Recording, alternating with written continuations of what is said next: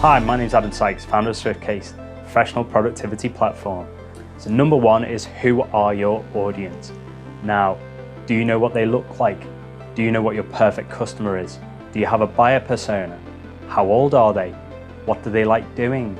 Where do they like going? All these sort of things are important. You need to know your audience. And if you can't narrow it down to a small group, you're going to have big difficulty in marketing to them.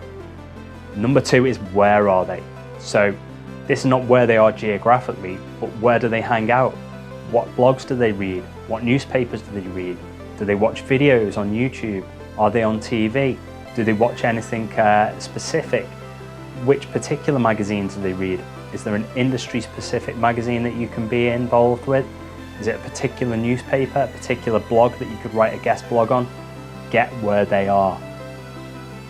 Number three is, what will attract them? So what do these people want to see? What do they want to read about? What videos do they want to watch? What content can you create that will engage them, will attract them? What headlines are they looking for?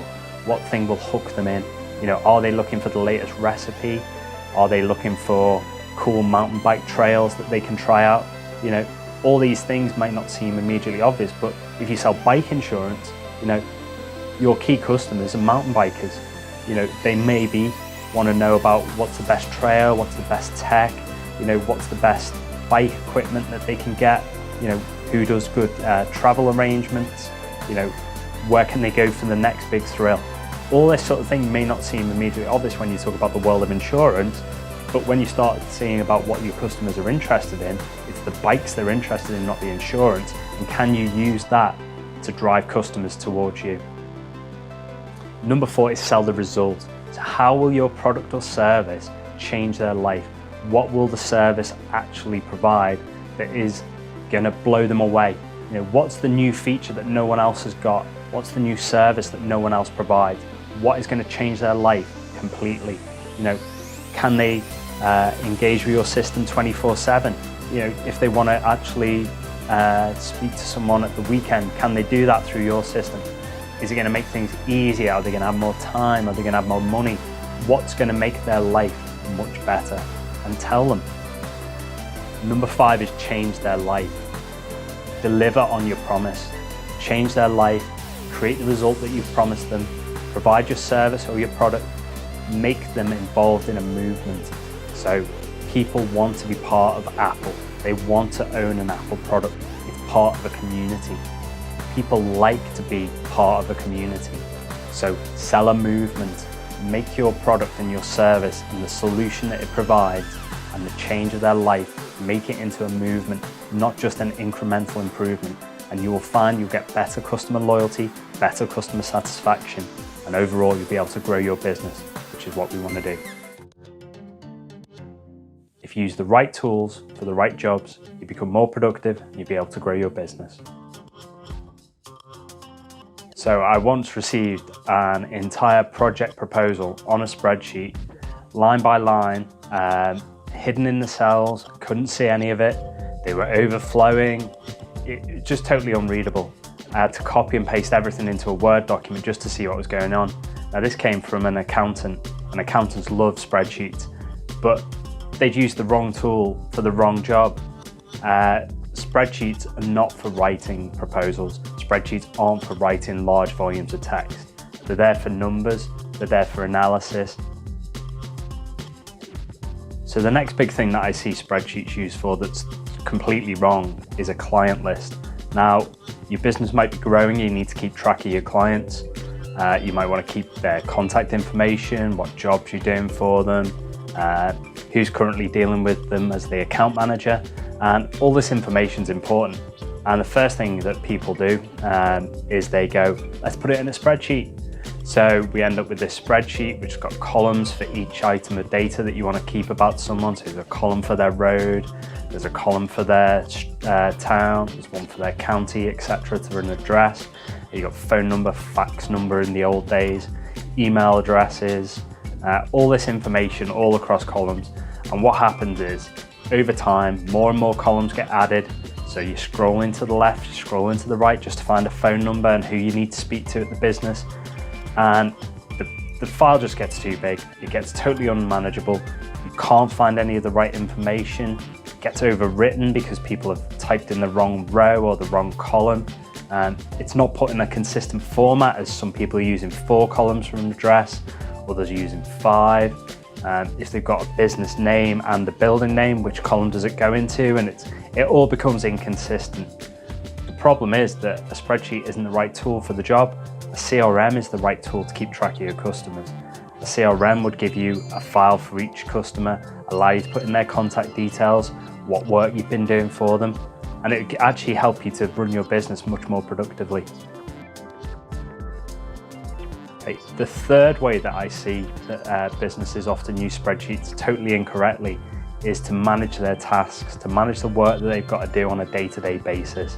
They produce them as lists of 10 things, to-do lists, all on a spreadsheet with columns of whether it's done or not and who's working on it and so on. Now, this all works fine in principle, but there's a number of key issues here. First is that everyone's got access to the same spreadsheet. So you've got a security risk, you've got a privacy risk. So under GDPR rules, having everything open to everyone is not great best practice. So that's one of your first errors in using a spreadsheet to manage tasks and job information. The second point is that it doesn't give you any reminders, it doesn't tell you what's next to do, it doesn't automatically update. You'll have a lot of old information in there, as well as all your new information in an ever-growing file. And it's just totally impossible to find what is next to do. What's the most important job? Where are things up to? Have you got reminders? All of this just doesn't happen with a spreadsheet.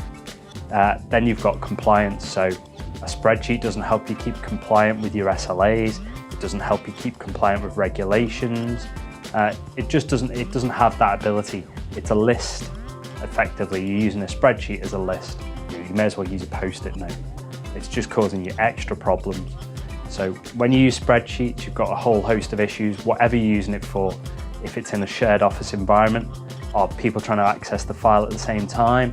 That means, can they save their information, or does it say it's read-only because someone else is accessing it? Is it always available? If someone's opened it on one computer, can you even open it on another? Some systems won't even let you open it twice. Certainly won't let you open it to edit. Do people make mistakes? Are they writing over the wrong fields? All of these things are disadvantages of spreadsheets, and there's much better tools depending on what you're trying to achieve. If you want to manage clients, use a CRM. If you want to write a document, use a word processor.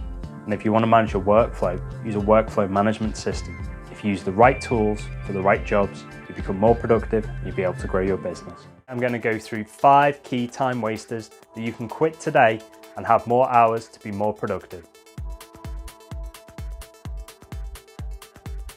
Number 1 is meetings. You ever been in a meeting where most participants don't participate? And it all just seems like an excuse for coffee and croissants. Well, it's estimated that on average, 23 hours a week are spent by executives in meetings. That's over half the working week wasted. Meetings are not working. They don't get things done. If most of the people are sat there listening, couldn't they be doing something more productive? By all means, collaborate, but don't just meet. So cut the meetings and reclaim your time. Number 2 is emails. How do you start your working day? Do you open your inbox, work through all the emails you've received one by one, creating that perfectly crafted response to every email message? Do you ever look up at the end of that and realise that half the morning's gone, or even worse, half the day? And what happens when that little notification appears in the bottom corner of your computer? Do you jump straight back in, start answering all over again? You know the story. It is estimated that on average, a UK worker spends 2.5 hours every day answering email.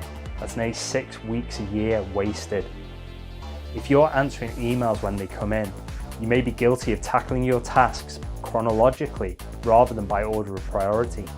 So switch off your email client, turn off the notifications and answer emails when you've got the time to answer them.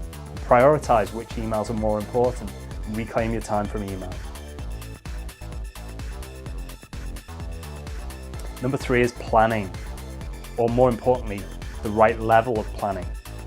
So you need to know where your business is going in 5 years, next year, next quarter even. These are important questions, but it's the level of detail that these plans need to be in. You may be planning in detail for a task you need to work on today, tomorrow, a plan that you're putting together to put a strategy into place.